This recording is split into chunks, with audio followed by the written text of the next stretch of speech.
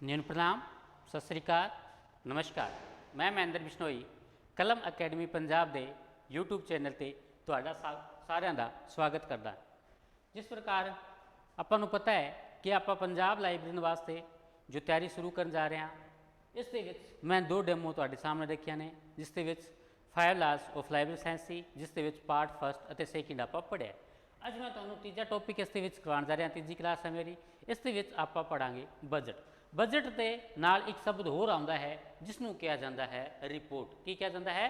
Report. लेकिन इस दे विच थोड़ा डिफरेंस होंदा है। जो बजट होंदा है वो साधारण तौर पर आने वाले 1 साल के लिए तैयार किया जाता है, जदों कि जो रिपोर्ट होंदी है वो जो साल बीत चुके हैं उसका जो टोटल विवरण होंदा है एक्चुअल दे विच आय अते एक्सपेंसी, मतलब आमदन अते खर्च का एक्चुअल जो विवरण होंदा है जो साल बीत चुके हैं उसके लिए तैयार होंदा है, उसनूं रिपोर्ट किया जाता है। अते जो बजट होंदा है वो आगामी साधारण तौर पर एक अनुमानित आय अते व्यय का जो असी रिकॉर्ड बनाने हाँ ਜਾਂ एक लेखा जोखा बनाने हाँ उसनूं बजट किया जाता है। ये दोवां दे विच डिफरेंस है, नाम अलग है तो इन्हां दा जो कम है वो भी अलग है। चलो आपां अज दा बहुत सोहना टॉपिक शुरू करते हाँ। टॉपिक का नाम है बजट। बजट आपां शब्द की गल करिए तो बजट फ्रांसीसी भाषा का शब्द है तो यह बजटी शब्द तो बनया है। किस तो बनया है? बजट खुद शब्द है जो फ्रांसीसी भाषा का शब्द है अते यह बजटी तो बनया है, जिसका ये अर्थ होंदा है कि किसी राज की आमदन अते खर्च की है, किसी राज, किसी संस्था, किसी इंस्टीट्यूट, किसी प्रकार की जो है बिजनेस करते होण या कम करते होण, उन्हां दा एक साधारण तौर पर 1 साल दे विच किन्नी आने वाले साल दे विच आमदन हो सकती है तो उस विच किन्ना खर्च होएगा, वो जो आप एक अनुमानित एस्टीमेट लगाते हाँ तो उसनूं साधारण तौर पर बजट के नाम नाल जानिया जाता है। उस सूची नूं की कहा जाता है? बजट कहा जाता है। बजट तैयार करना एक नियोजित प्रक्रिया होंदी है, मतलब एक कंटीन्यूस प्रोसैस होता है जो हर संस्था जो है ये तैयार करती है। बजट साधारण तौर पर आने वाले जो आ रहा है आगामी 1 साल के लिए लगभग ये तैयार किया जाता है जी। गल करिए आप लाइब्रेरी के बजट की तो एक लाइब्रेरी दे विच लाइब्रेरीन अते वड्डे अधिकारी दोवें मिल के की करते हैं, आने वाले 1 साल के लिए साधारण तौर पर बजट है जो वो तैयार करते हैं। और जो बजट होंदा है वो कई प्रकार का होंदा है। इसे नूं जो सब तो पुराना जो बजट चल रहा है वो यही बजट है। इसनूं इतिहासिक बजट, इसनूं मंद आधारित बजट, इसे नूं रैखिक बजट, इसे नूं बढ़ोतरी बजट है दे नाम नाल जानिया जाता है।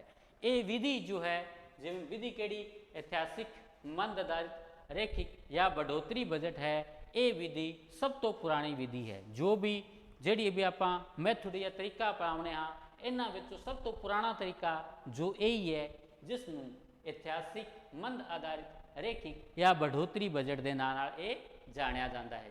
जिस विच की होंदा है हरेक मद के अनुसार, हरेक मद की होंदा है हर एक हैड, जिस दे विच देखो इस दे विच 2 मद बनते हैं, एक क्रेडिट का बनता है एक डेबिट का बनता है। एक अनुमान होंदा है भी इस साल साडे कोल जो आ रहा है इन्नी साडी इनकम होएगी, उस दे विच इन्ना साडा खर्च होएगा, जो इनकम आ रही है उसका जो हैड अलग बनणगे, जो खर्चे होणगे उन्हां दा मद अलग बनेगा।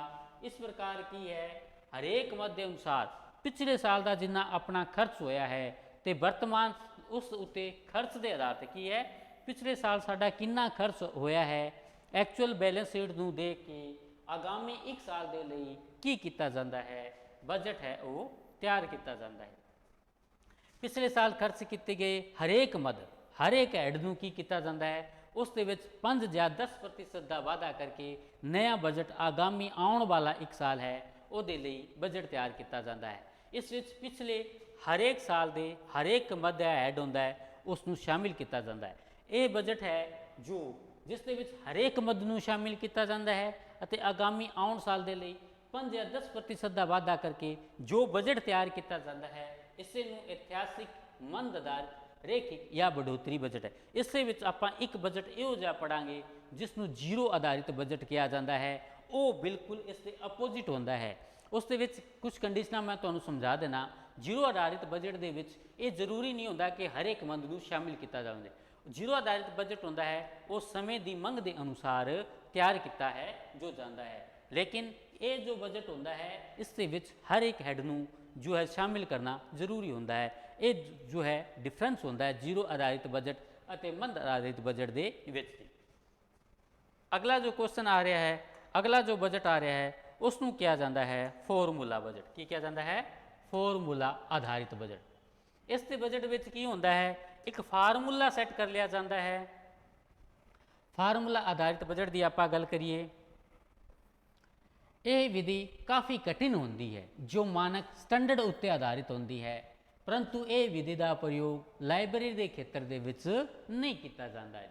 ਅੱਗੇ ਆਪਾਂ ਗੱਲ ਕਰੀਏ ਤਾਂ ਤੀਜਾ ਪ੍ਰਕਾਰ ਆ ਰਿਹਾ ਹੈ ਪ੍ਰੋਗਰਾਮ ਆਧਾਰਿਤ ਬਜਟ। ਮਤਲਬ ਕੀ ਹੁੰਦਾ, ਲਾਇਬ੍ਰੇਰੀ ਦੇ ਵਿੱਚ ਕੋਈ ਪ੍ਰੋਗਰਾਮ ਕਰਨਾ ਹੈ, ਜਿਵੇਂ 12 ਅਗਸਤ ਤੇ ਆਪਾਂ ਜੋ ਹੈ ਲਾਇਬ੍ਰੇਰੀ ਡੇ ਮਨਾਉਣਾ ਹੈ, ਤਾਂ ਉਹ ਇਸ ਦੇ ਵਿੱਚ ਉਸ ਪ੍ਰੋਗਰਾਮ ਨੂੰ ਉਸ ਉੱਤੇ ਜੋ ਪ੍ਰੋਗਰਾਮ ਹੋ ਰਿਹਾ ਹੈ ਅਸੀਂ ਕਰਨਾ ਹੈ ਉਸ ਉੱਤੇ ਜੋ ਬਜਟ ਆਪਾਂ ਬਣਾਉਂਦੇ ਹਾਂ ਉਸ ਨੂੰ ਪ੍ਰੋਗਰਾਮ ਆਧਾਰਿਤ ਬਜਟ ਕਿਹਾ ਜਾਂਦਾ ਹੈ। ਇਹ ਬਜਟ ਦਾ ਪ੍ਰਕਾਰ ਕਿਸੇ ਨਵੇਂ ਪ੍ਰੋਗਰਾਮ ਨੂੰ ਸ਼ੁਰੂ ਕਰਨ ਲਈ ਪ੍ਰਯੋਗ ਕੀਤਾ ਜਾਂਦਾ ਹੈ।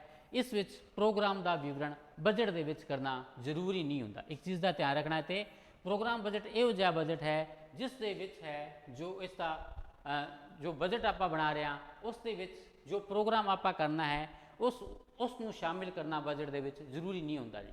ਇਹ ਬਜਟ ਵਿਧੀ ਸਭ ਤੋਂ ਪਹਿਲਾਂ ਹੂਵਰ ਕਮਿਸ਼ਨ ਰਿਪੋਰਟ 1949 ਈਸਵੀ ਵਿੱਚ ਸਭ ਤੋਂ ਪਹਿਲਾਂ ਇਸ ਸਮਿਤੀ ਨੇ ਜੋ ਹੈ ਇਹ ਬਜਟ ਪੇਸ਼ ਕੀਤਾ ਸੀ।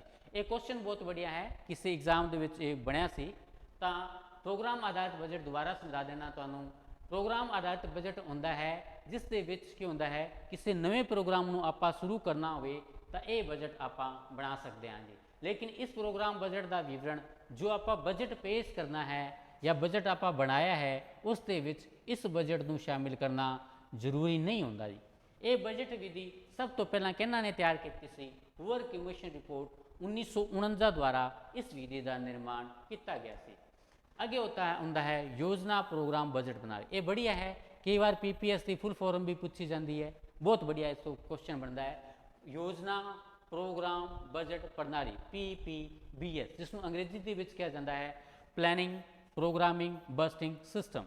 ਇਹ ਵਿਧੀ ਸਭ ਤੋਂ ਪਹਿਲਾਂ USDOD ਦਾ ਪੂਰਾ ਨਾਮ ਹੈ United state department of defence ਦੁਆਰਾ ਇਸ ਨੂੰ ਸ਼ੁਰੂ ਕੀਤਾ ਗਿਆ ਸੀ। 1949 ਦੇ ਵਿੱਚ ਇਸ ਨੂੰ ਸ਼ੁਰੂ ਕੀਤਾ ਗਿਆ ਸੀ ਜਾਂ 1961 ਈਸਵੀ। ਇਸ ਦੇ ਵਿੱਚ ਥੋੜਾ ਕਨਫਿਊਜ਼ਨ ਹੈ ਤਾਂ ਮੈਂ ਦੋਵੇਂ ਸਨ ਇਸ ਦੇ ਵਿੱਚ ਲਿਖ ਦਿੱਤੇ ਨੇ, ਹਾਲਾਂਕਿ ਸਨ ਉੱਤੇ ਆਧਾਰਿਤ ਕੁਐਸਚਨ ਬਹੁਤ ਘੱਟ ਬਣਦੇ ਨੇ।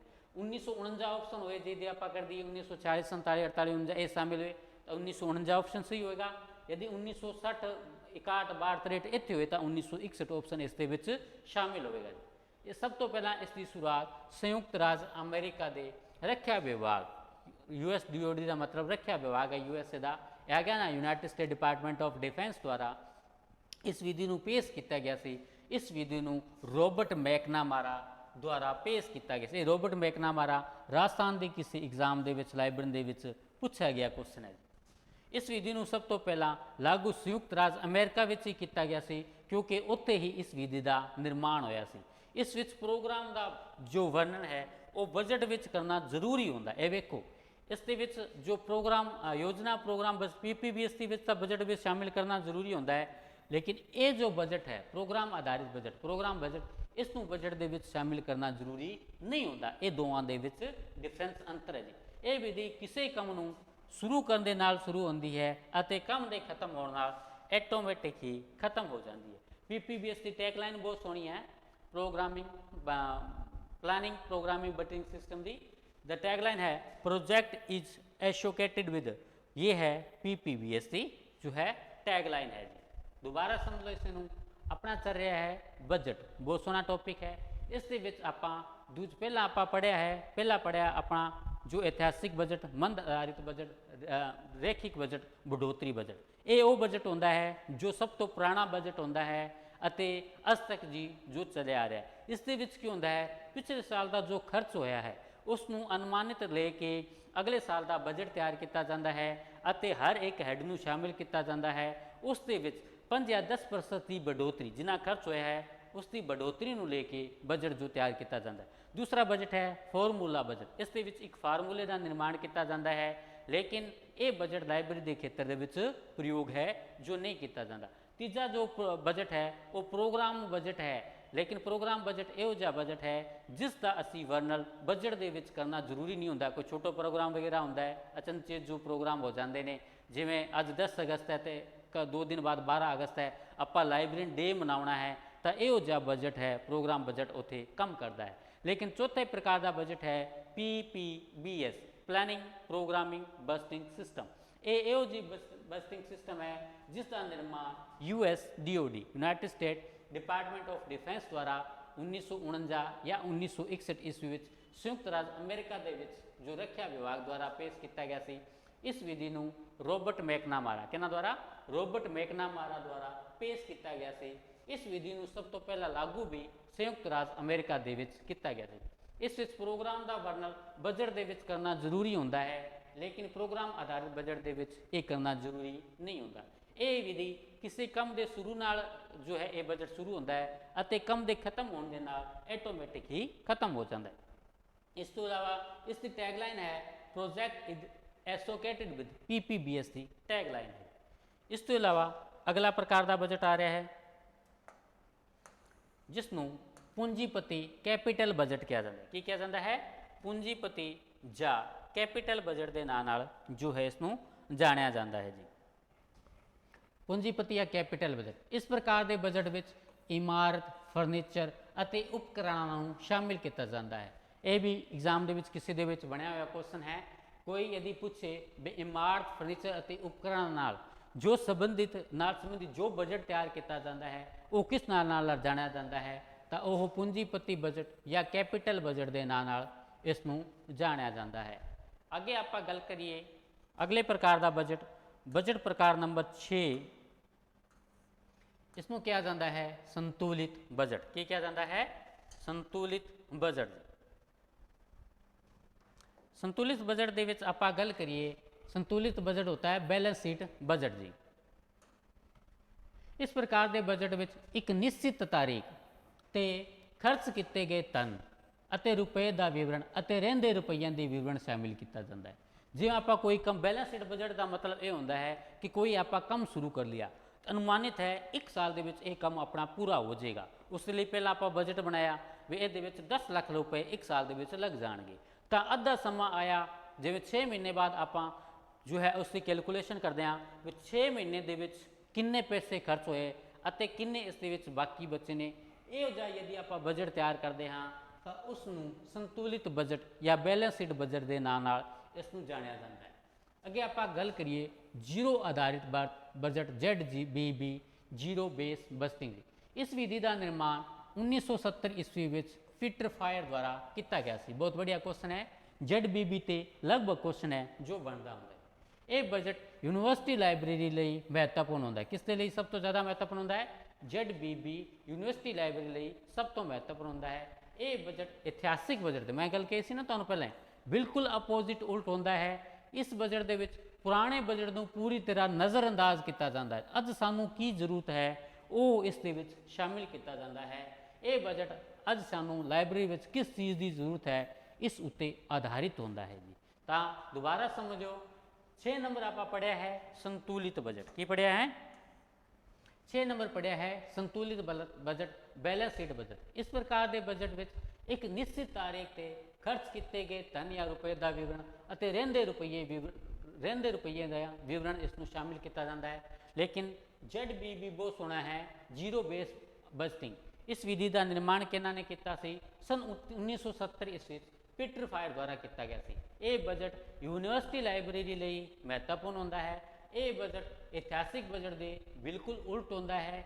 ਇਸ ਬਜਟ ਵਿੱਚ ਪੁਰਾਣੇ ਬਜਟ ਨੂੰ ਪੂਰੀ ਤਰ੍ਹਾਂ ਨਜ਼ਰਅੰਦਾਜ਼ ਕੀਤਾ ਜਾਂਦਾ ਹੈ। ਇਹ ਬਜਟ ਅੱਜ ਸਾਨੂੰ ਲਾਇਬ੍ਰੇਰੀ ਵਿੱਚ ਕਿਸ ਚੀਜ਼ ਦੀ ਜ਼ਰੂਰਤ ਹੈ ਇਸ ਉੱਤੇ ਆਧਾਰਿਤ ਹੁੰਦਾ ਹੈ। ਇਹ ਸੀ ਅੱਜ ਦਾ ਬਹੁਤ ਸੋਹਣਾ ਟੌਪਿਕ ਜਿਸ ਨੂੰ ਮੈਂ ਤੁਹਾਨੂੰ ਬਹੁਤ ਵਿਸਤਾਰਪੂਰਵਕ ਇੱਕ ਚੀਜ਼ ਇਸ ਦੇ ਵਿੱਚ ਸਮਝਾਈ। ਸਾਡਾ ਟੌਪਿਕ ਸੀ ਅੱਜ ਦਾ ਬਜਟ। ਸਾਰਿਆਂ ਨੂੰ ਮਹਿੰਦਰ ਬਿਸ਼ਨੋਈ ਵੱਲੋਂ ਨਿਊਨ ਪ੍ਰਣਾਮ, ਸਤਿ ਸ੍ਰੀ ਅਕਾਲ, ਨਮਸਕਾਰ।